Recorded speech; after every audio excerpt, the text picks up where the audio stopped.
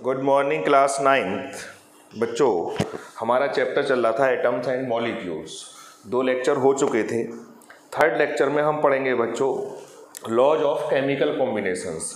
जब भी एटम्स आपस में कंबाइन करते हैं और जब वो कंबाइन करके कोई प्रोडक्ट बनाते मतलब कोई कंपाउंड बनाते हैं तो ऐसा नहीं है कि किसी भी कंडीशन में वो कंबाइन कर लेंगे आपस में। जब भी वो आपस में कंबाइन करेंगे तो कुछ रूल्स को फॉलो करेंगे। एटम्स जब भी आपस में यूनाइट होकर कोई कंपाउंड या कोई मॉलिक्यूल बनाएंगे तो वो कुछ रूल्स को फॉलो करेंगे और उन्हीं रूल्स को हम बोलते हैं लॉज ऑफ केमिकल कॉम्बिनेशंस। हमें 2 लॉ पढ़ने हैं हमारे सिलेबस में जो हैं, वैसे तो 5 होते हैं। हमको एक पढ़ना है लॉ ऑफ कंजर्वेशन ऑफ मास और दूसरा एक लॉ ऑफ डेफिनेट प्रोपोर्शन। ये 2 हमको पढ़ने हैं। तो हम पहले तो सिंपल सा फंडा आप ये समझ लीजिए कि whenever atoms unite they follow certain rules, these are called laws of chemical combination. और उसमें जो फर्स्ट है वो है law of conservation of mass given by, ये रूल किस साइंटिस्ट ने दिया था? एंटनी लेवाइसिए। एंटनी लेवाइसिए बच्चों बहुत ही इंपॉर्टेंट नाम है केमिस्ट्री में, क्योंकि हम इन्हीं को बोलते हैं father of chemistry. Father of chemistry यानी एंटनी लेवाइसिए को ही हम बोलते हैं फादर ऑफ केमिस्ट्री। बड़ा इंपॉर्टेंट है कि who was the father of chemistry, तो आप कहोगे एंटनी लेवाइसिए, नाम याद कर लेना। इसमें इन्होंने क्या बताया था कि जब भी कोई केमिकल रिएक्शन होगी तो रिएक्टेंट का टोटल मास और प्रोडक्ट का टोटल मास हमेशा बराबर होगा। जैसे आपने 1 किलो लकड़ी वुड को जलाया तो जो ऐश बन के आई, राख बन के आई, वो सपोज कर लो 50 ग्राम बन के आई। अब क्वेश्चन ये है कि जो 950 ग्राम मास है वो कहाँ गया? वो गैस बन के एटमॉस्फेयर में चला गया। अगर आप उसको कलेक्ट करोगे, उसका वेट लोगे, तो total mass of reactants equal to total mass of product.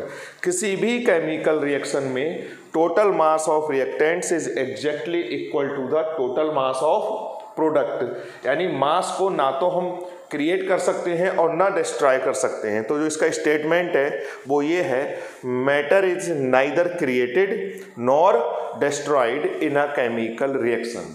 किसी भी केमिकल रिएक्शन में किसी भी मैटर को ना तो हम क्रिएट कर सकते हैं और ना डिस्ट्रॉय, बस चेंज होता है एक फॉर्म से दूसरी form. In other words we can say that in a chemical reaction the total mass of reactants is equal to the total mass of, यानी इसी को सिंपल वे में ऐसे बोल दिया।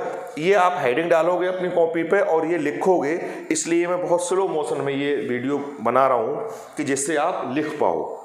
आप लिखोगे पहले, अगर सपोज कर लो आप अभी अपना कॉपी खोल के रखिए और लिखना शुरू कर दीजिए। लिखो, matter is neither created, matter is neither created nor destroyed in a chemical reaction. अब इसकी जगह आप लिखोगे, in other words we can say that, in other words we can say that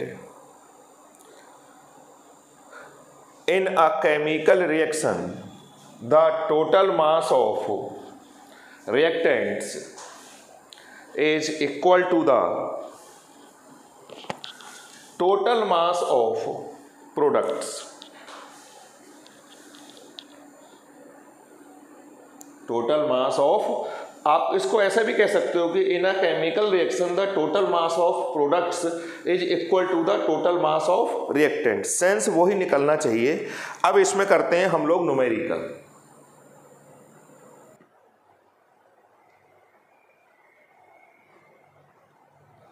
next बच्चों जो हमारा न्यूमेरिकल है लॉ ऑफ कंजर्वेशन ऑफ मास पे, वो पहला न्यूमेरिकल हम ये कर रहे हैं। क्वेश्चन ये दे रखा है, ये आपको बच्चों अपनी कॉपी पे नोट करना है। Potassium chlorate on heating gives KCl and oxygen gas ये दे रखा है, when 24.5 gram potassium chlorate is decomposed completely then 14.9 gram potassium chloride is formed, calculate the mass of oxygen.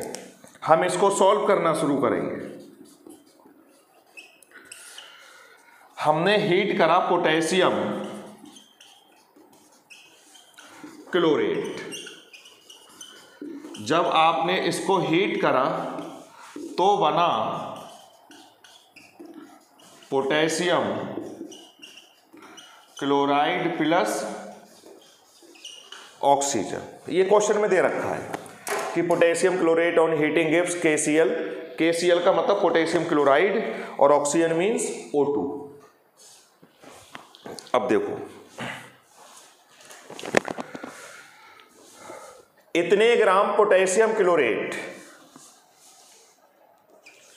24.5 gram, potassium chloride बना इतने ग्राम 14.9 ग्राम, oxygen मान लो कितने ग्राम है, x ग्राम।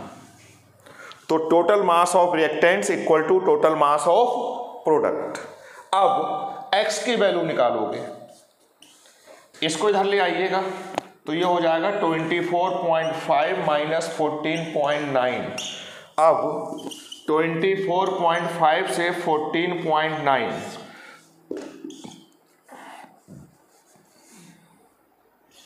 9.6 gram, तो मास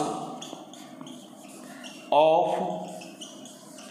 ऑक्सीजन इक्वल टू 9.6 ग्राम। ये हमारा आंसर हो गया। हमने इसमें लगाया law of conservation of mass वाला कॉन्सेप्ट कि total mass of reactants is equal to the total mass of product. Clear हो गई बात? ये था हमारा। एक न्यूमेरिकल मैं इसका भी और करवा रहा हूं, वो मैं अभी आपको बोर्ड पे लिखता हूं।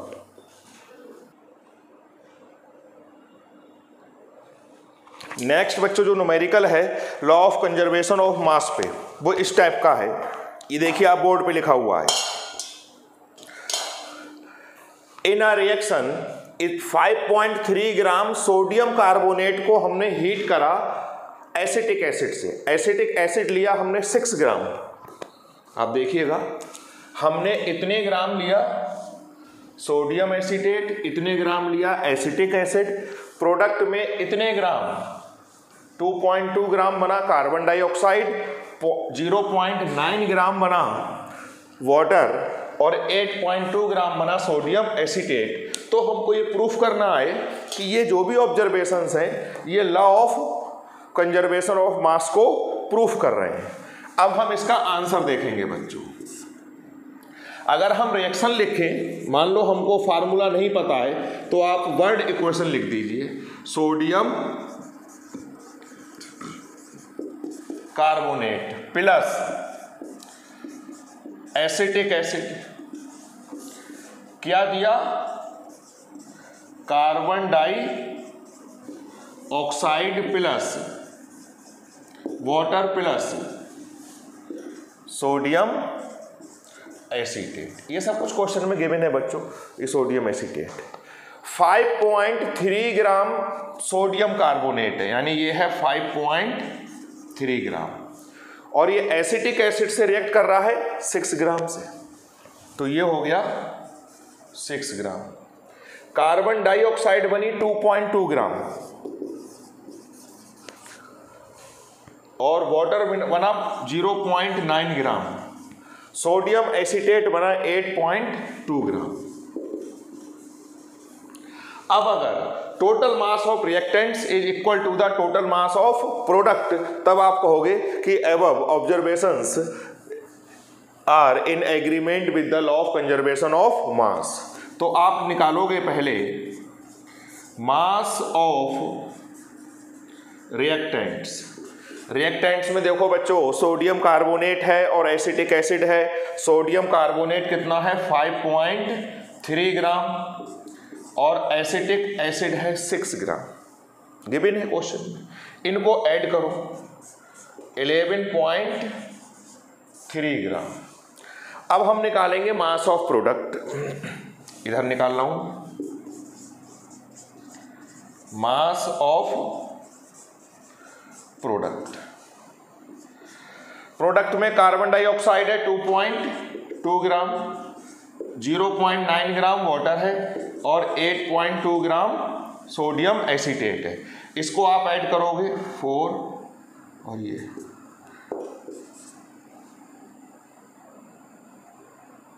8, 9 और 2 11। अब देखो बच्चों, रिएक्टेंट का मास था 11.3 ग्राम, प्रोडक्ट का मास भी है 11.3 ग्राम। आप ऐसे करके सॉल्व करोगे और लिखोगे since the total mass of reactants is equal to the total mass of product, hence above observations, ये क्वेश्चन में लिखा है, above observations are in agreement with the law of conservation of mass. तो पहली बात तो आज हमने पढ़ा कि लॉज ऑफ केमिकल कॉम्बिनेशंस क्या होते हैं बच्चों।